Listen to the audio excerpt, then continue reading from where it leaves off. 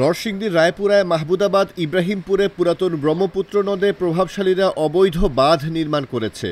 কয়েক কিলোমিটার দীর্ঘ এই বাঁধের কারণে এলাকায় জলাবদ্ধতা দেখা দিয়েছে। বাধাগ্রস্ত হচ্ছে কৃষিকাজ। এলাকার কৃষকরা জানান, পুরাতন ব্রহ্মপুত্র নদের পানি প্রবাহের প্রবেশপথে বাঁধ দিয়ে সড়ক নির্মাণ করেছে প্রভাবশালী কয়েকজন ট্রাক্টর মালিক। ফলে রায়পুরা এবং বেলাবো দুই উপজেলার নদী তীরবর্তী আবাদকৃত ৫ শতাধিক বিঘা বোরো জমিতে ব্যাহত হচ্ছে আবাদ।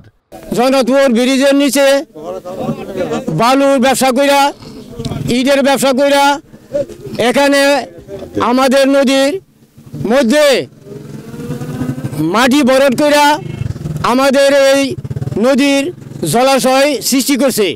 এখানে হাজার হাজার টন ধান আমরা উৎপাদন হয়তো আমরা কৃষকরা এর মধ্যে বঞ্চিত।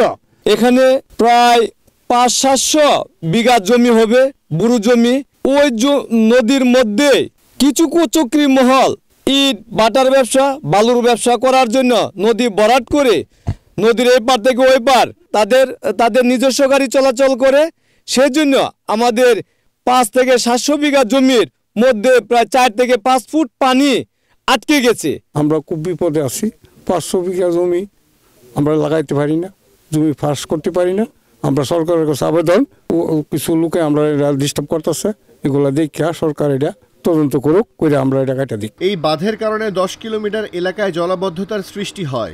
ফলে সরকারি চাহিদা অনুযায়ী ধান উৎপাদন কর্মসূচি বাধাগ্রস্ত হচ্ছে। কৃষকদের দাবি, এই বাঁধের কারণে বোরো মৌসুমে ১০০০ টন ধান উৎপাদন থেকে বঞ্চিত হচ্ছেন তারা। বাঁধটি অপসারণের দাবিতে ৩০ ডিসেম্বর ভুক্তভোগীরা মানববন্ধন করেছেন।